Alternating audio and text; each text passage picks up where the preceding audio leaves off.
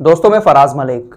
आज़ादी के बाद हमारे देश की कमान कमज़ोर हाथों में पहुंच चुकी थी, जिसकी वजह से हमारा देश भी काफ़ी कमज़ोर होता जा रहा था। भारत के लोगों ने और हमारे भारत ने 75 साल ऐसे ही कमज़ोरी के हालात में बिताए, लेकिन 75 साल के बाद सन 2014 आता है और हमारे देश की कमान देश के सबसे मजबूत नेता श्री नरेंद्र मोदी साहब के हाथों में पहुंच जाती है, जिसके बाद प्रधानमंत्री नरेंद्र मोदी ने भारत को आज उस मकाम पर पहुंचा दिया है जहां पर ना खाने की कमी है, ना रोज़गार की कमी है, महंगाई भी अपने सबसे निचले स्तर पर है, रुपया भी डॉलर के मुकाबले सबसे ज़्यादा गिर चुका है, साथ ही साथ अमृत काल चल रहा है। इस अमृत काल के बावजूद भी हमारे देश के कुछ लोगों को भारत में रहना रास नहीं आ रहा है और पिछले 3 साल में तकरीबन 3 लाख से ज़्यादा लोग भारत की नागरिकता छोड़कर दूसरे देशों में जाकर बस चुके हैं। आज की ताज़ा खबर यह है कि डॉलर के मुकाबले रुपया 80 रुपये तक नीचे गिर चुका है, लेकिन अमृत काल चल रहा है। घबराने की ज़रूरत बिल्कुल भी नहीं है।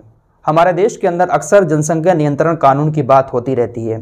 जब इस कानून की चर्चा होती है तो कुछ लोग देश के अंदर ऐसे हैं जिनकी सोच डायरेक्ट एक समुदाय की तरफ जाती है कि इनकी वजह से देश की जनसंख्या ज़्यादा बढ़ रही है। सरकार एक कानून लेकर आई CAA और NRC वाला, जिसके तहत जो बाहर से लोग हमारे देश के अंदर आए हैं, एक समुदाय यानी मुसलमानों को छोड़कर उन सभी को CAA के तहत नागरिकता दी जाएगी और NRC के तहत बहुत सारे लोगों को देश से बाहर भी निकाला जाएगा। लेकिन इस कानून के आने के बाद इसके खिलाफ प्रोटेस्ट शुरू हो गया और ये कानून अभी भी जैसा का तैसा बीच में लटका हुआ है। इस कानून के ज़रिए देश से लोगों को बाहर निकालना था, लेकिन लोग खुद ही अपनी मर्ज़ी से भारत छोड़कर जा रहे हैं। आखिर क्यों, क्या परेशानी है इन लोगों को यहाँ पर? हमारा देश महान है, अमृतकाल चल रहा है, लेकिन इसके बावजूद भी लोग देश छोड़कर क्यों जा रहे हैं? इन लोगों को देश से प्यार नहीं है। आज तक की रिपोर्ट के अनुसार भारत की नागरिकता छोड़कर किन देशों में बस रहे लोग, 48 भारतीयों ने पाकिस्तान को बनाया ठिकाना। पिछले 3 साल में 3,92,000 लोगों ने भारत की नागरिकता छोड़ दी। खास बात यह है कि भारत के इन नागरिकों ने 120 देशों की नागरिकता हासिल की है।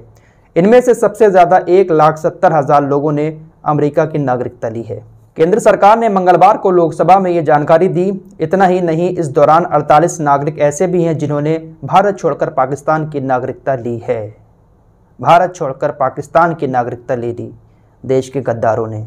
विदेश मंत्रालय से प्राप्त आंकड़ों के मुताबिक केंद्रीय गृह राज्य मंत्री नित्यानंद राय ने लोकसभा में बताया कि 3,92,643 लोगों ने 3 सालों में भारत की नागरिकता छोड़ी है। ये लोग America, UK, Singapore, Germany, Sweden, Pakistan, Italy, तकरीबन 120 देशों में जाकर बसे हैं। सबसे ज़्यादा अमेरिका में लोग जाकर बसे हैं। लोकसभा में जो भारतीय नागरिकता छोड़ने के आंकड़े बताए गए, उसमें 2021 का आंकड़ा सबसे ज़्यादा है। 2021 में सबसे ज़्यादा भारतीयों ने भारतीय नागरिकता छोड़कर दूसरे देशों की नागरिकता प्राप्त कर ली। एक बार आपको फिर से बता देना चाहता हूँ कि इस वक्त देश सबसे मजबूत हाथों में है और देश के अंदर ना रोज़गार की कमी है, महंगाई भी सबसे निचले स्तर पर है। इतना सस्ता सामान आप लोगों को शायद पहले कभी भी नहीं मिला होगा जितना इस वक्त मिल रहा है। खाने पीने की चीज़ों पर भी 5% GST लगा दी गई है। दूध, दही, मट्ठा वगैरह पर भी आपको 5% GST देना पड़ेगी। तो इससे अच्छा टाइम तो शायद आपने पहले कभी नहीं देखा होगा, क्योंकि सरकार जो है वो बहुत दूर की सोचती है। टैक्स का पैसा जो आप सरकार को देंगे वो आपके लिए ही विकास कार्यों में सरकार लगाएगी, तो इससे आपको परेशान होने की ज़रूरत बिल्कुल भी नहीं है। देश में सब कुछ इतना अच्छा चल रहा है, लेकिन इसके बावजूद भी ये लोग भारत छोड़कर दूसरे देशों में जाकर बस रहे हैं। इनको वहाँ पर जाकर गुलामी करना ज़्यादा अच्छा लगता है। अपने देश के अंदर इतनी नौकरियाँ यहाँ पर करो ना, दूसरे देशों में जाकर नौकरियाँ करते हैं। फिलहाल रोज़गार का आलम देखिए। ये खबर काफ़ी चर्चा में है। कल से एक शख्स जिसका नाम भानु चमार है, देखने में आपको लगते होंगे एक बड़े अच्छे दाढ़ी वाले, टोपी वाले, कुर्ता पजामा पहनकर एक बुज़ुर्ग 5 वक्त के नमाजी, देखने में तो ऐसा ही लगता होगा, लेकिन ये शख्स पिछले 3 सालों से मस्जिद के नाम पर चंदा मांग रहा था। क्या नाम है आपका? क्या? भानु, आगे? भानु सिंह, भानु आगे चमार। एक जगह ये चंदा मांगने गया, इसको पकड़ लिया गया तो इसने सारी बातें कबूली कि मेरा नाम भानु चमार है और मैं बहुत ज़्यादा परेशान हूँ, मेरे पास कोई रोज़गार नहीं है, इसलिए मैंने इस तरीके से दाढ़ी टोपी लगाकर मुसलमान भेष बनाकर 3 साल से मस्जिद का चंदा मांगना शुरू किया। इसके चलते हुए इसने उसी चंदे से एक बाइक भी ख़रीदी।